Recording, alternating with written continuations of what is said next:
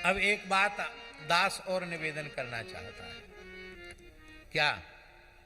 हमको ये अनुभव होता है कि अनन्यास चिंतयन्तो माम ये जनाः पर्युपासते तेषाम नित्याभियुक्तानाम, ये युक्तानाम, ये जो श्लोक के 3 चरण हैं, ये तो दास के जीवन में बिल्कुल घटित नहीं है। पर चौथा चरण घटित हो रहा है, योगक्षेमम वहाम्यहम्, योगक्षेम का वहन करते हैं।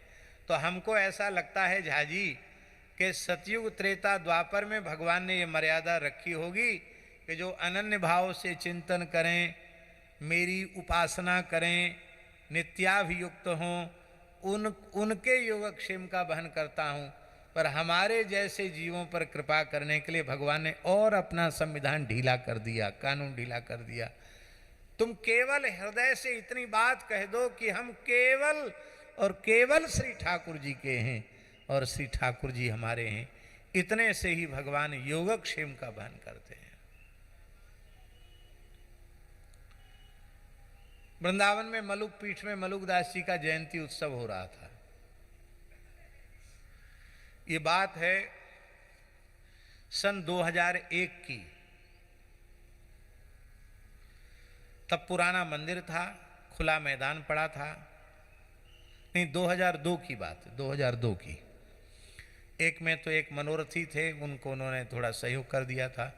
दूसरे में कोई मनोरथी नहीं था, ठाकुर जी की तरफ से ही मलुकदास जी की जयंती मनाई गई।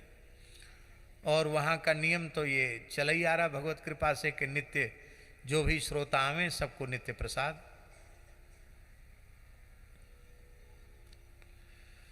तो अभी उत्सव 3-4 ही दिन हुआ था, 4 दिन हुए थे उत्सव के, और स्थान का सारा राशन पानी जय सिया राम समाप्त हो गया। और हमारा अभ्यास नहीं कभी पूछने का कि क्या है क्या नहीं है, कभी पूछते नहीं, स्वभाव में नहीं। रासलीला हो गई और रास बिहारी भी चले गए। रात्रि को 10 साढ़े 10 बजे, उस समय गंगादास जी ही सारी व्यवस्था देख रहे थे। और गंगादास जी ने कहा, गुरुजी आपको तो कथा करने से फुर्सत नहीं है, आप कभी पूछते नहीं कि क्या है क्या नहीं व्यवस्था है। कल के लिए आटा नहीं है, कल के लिए आटा नहीं है। और लगभग महाराज जी 700-800 से लेके 1000 तक लोग नित्य प्रसाद पा रहे थे। पूरा मैदान खुला पड़ा था, वहीं पंडाल लगा था, सबको प्रसाद था और आटा नहीं है। तो हमने कहा इसका पहले से ध्यान रखना चाहिए था, आटा नहीं है तो सुदामा कुटी से मांग लो सामने। बोले अब रात हो गई, 10:30 बजे रात को कहेंगे उत्सव कर रहे हैं स्थान में, वो आटा तक की व्यवस्था नहीं है। तो हमने कहा बाजार से कल ले लेंगे। अरे बोले कल बुधवार है, बाजार बंद रहता है। तो हमने कहा अच्छा ठीक है, आप विश्राम करो, उत्सव हो रहा है मलुकदास जी का, भगवान व्यवस्था करेंगे सब, आप जाओ। हम बैठ गए वहीं, अब ऐसे ही खाली ऐसे ही बैठ गए, कोई भगवान से प्रार्थना नहीं। मन में ये बात जरूर आई कि प्रभु ये बढ़िया परीक्षा आप ले रहे हो, कल कुछ नहीं है, चलो आप करो कोई व्यवस्था। अभी सोच ही रहे थे, उस समय गली का रोड भी नहीं बना था। एक लड़का एक ठिलिया वाले रिक्शा में आटा चावल दाल तमाम सामग्री लेकर के आया, खूब आटा लेके आया। आटा तो हम समझते हैं कि शायद 1 क्विंटल के करीब आटा होगा। और आश्चर्य की बात है कि इतना अकेले वो खींच के कैसे लाया। आया और आकृति से ऐसे लग रहा था कि जैसे कोई बंगाली लड़का हो, सांवला सा, और केस बड़े बड़े थे। आकर के बोला, बाबा इसको कहाँ रखना है? तो हमने कहा कि कहाँ रहते हो आप? बोले यहीं रहता हूँ, आपके मोहल्ले में ही रहता हूँ। अच्छा, किसने भेजा? बोले मेरे पास फुर्सत नहीं है, जल्दी बताओ कहाँ रखना है इसको। रात्रि के 10:30 बजे की बात है, कहाँ रखना है? तो हमने एक दो विद्यार्थियों को, संतों को कहा, वो धक्का दे करके उतरवा के सामान रखवाया। फिर उसने कहा बाबा राधे राधे, उनकी राधे श्याम।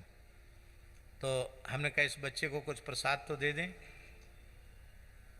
और कुछ प्रसाद था नहीं, कटोरी में नेक्स्ट मिश्री रखी थी, मैंने मिश्री दिया उसको, मिश्री लेकर उसने मुंह में खाई, वो चला गया। अब हम अपने मन में सोचने लगे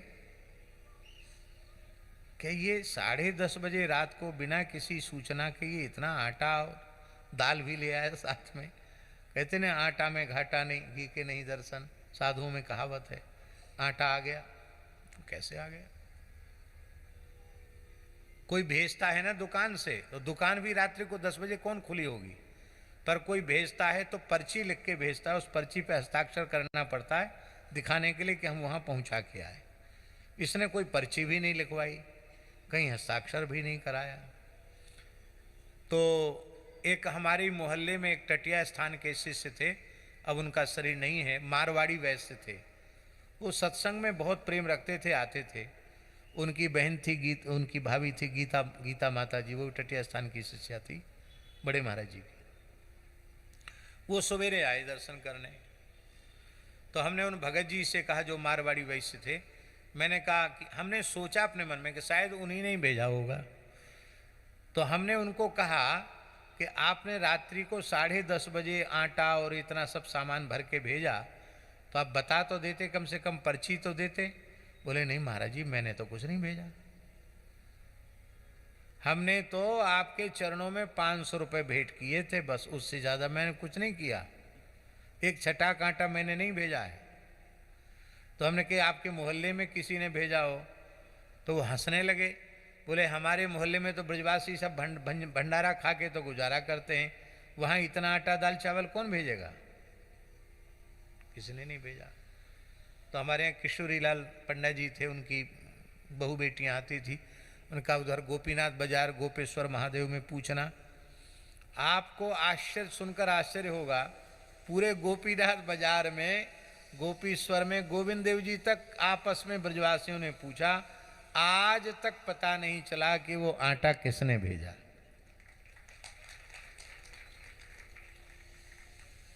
अब हम ये घोषणा नहीं कर रहे हैं कि वो साक्षात भगवान थे, भगवान तो सारा विराट है, लेकिन इस प्रकार की जो विलक्षण घटना है वो निश्चित ही भगवदीय घटना ही है, भगवदीय संकेत से ही ये विलक्षण घटना घटी।